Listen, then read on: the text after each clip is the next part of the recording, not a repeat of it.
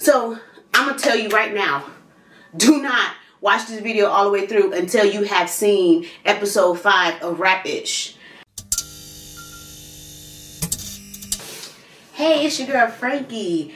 I am back. I don't typically do like show reviews, but I might have to start doing it on this show. So I don't know if you watch Issa Rae's show, Rap-ish. It's the actual word, but I'm gonna say ish for reasons so I won't get demonetized. Woo, cause I'm about to spoil it. That show is so good. The writing is so good. Like, I pretty much like anything Issa Rae slap her name on and produce because I know she about to snap. But I just got finished watching episode 5, and it's a lot going on in the episode. But the end of the episode, to me personally, is kind of triggering. So the end of the episode is kind of triggering to me. I haven't expressed on this channel or anything, but anyone that follow me on my social media or personally know me know that I recently lost a friend, a close friend I went to college with. She passed in a house fire. Although it wasn't as dramatic as the end of the episode was, it was kind of triggering.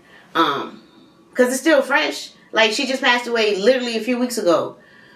But that's not Issa Rae's fault. Like, not like she knew that. But that wasn't what it was. Like, I'm talking about the end of the episode because it came out of nowhere, it seemed like. But I think that's the point, because things in life happen so fast. You never know what somebody's going through.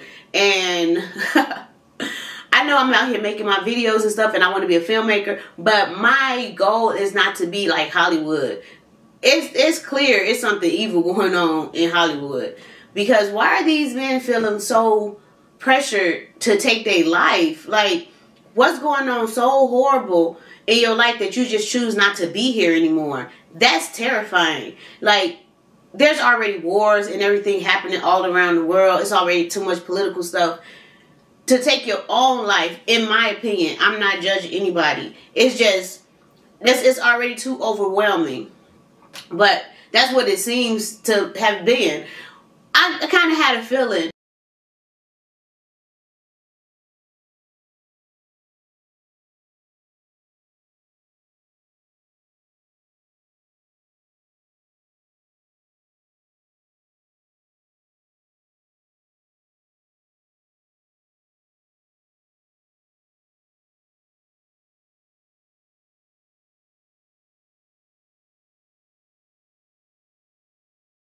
Down in their sadness. It's just, I don't know. When you stop caring about everything, you don't care about anything.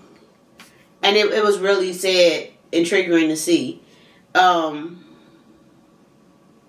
my goodness. The drama in the episode. I like Rap-ish because a lot of people can identify with it. When you got a goal that you're trying to reach, everybody don't have to be a rapper. You could try to be a writer. You could try to be a journalist. You could try to be an actor, a singer. Whatever your passion is that you're trying to be, it is not easy to get there. And it's like, this show clearly shows people trying to, oh, you got to work your way up to this. You got to do this. You got to kiss the ring type of mentality. I don't got to do none of that. Like, the way that we are in this society, you can build your own following, and you know, but people want to reach a certain level, and that's understandable, because I feel like even though it's hard and it's not easy, don't misconstrue my words, I feel like it's easier to just build your own thing, even though it's going to take a while, take some years sometime. But no one can tell you or take away what you built on your own, what you built that foundation of. And that's what's crazy when it comes to, like, people that want to be where somebody else already built and established this by their rules. So you have to go by their rules to make it where you want to be. And to me, that don't make sense. That don't make sense at all. But I mess with the show. Like, I vibe with it because it's showing that. And the two main characters that we follow in this series is Mia and Shauna. There are other characters, obviously. There's Chastity, their manager. She believes in them, and she also want to do something else different with her life. Each character It's just like each human being on this earth. Everyone has their own story. There's everyone is unique in their own way. Like, if I can do this, you can do it. Anybody can grab a camera and get in front of it and be at a desk talking about what you want to talk about, because that's the beauty.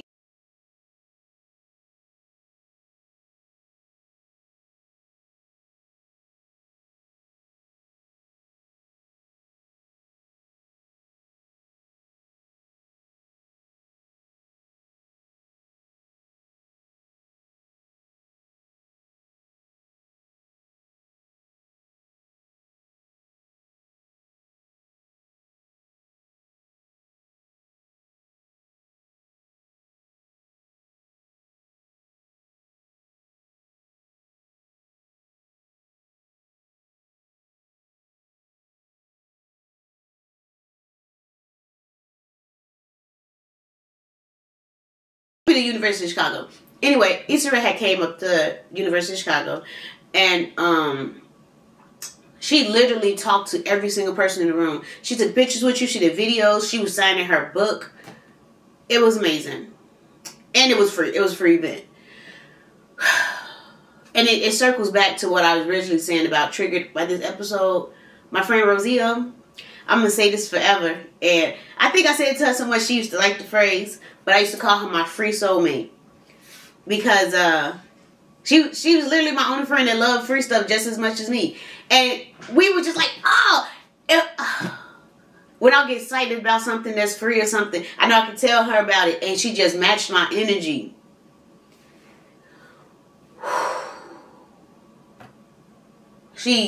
Her absence is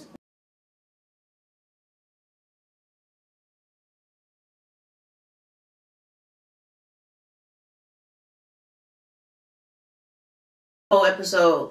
I said I was going to spoil it for you. I already talked about the ending a lot, and as I said, fire, you know, something fire happened, but the ending scene was Shauna and the rapper Lord AK or something like that. I think that was his name was in the show.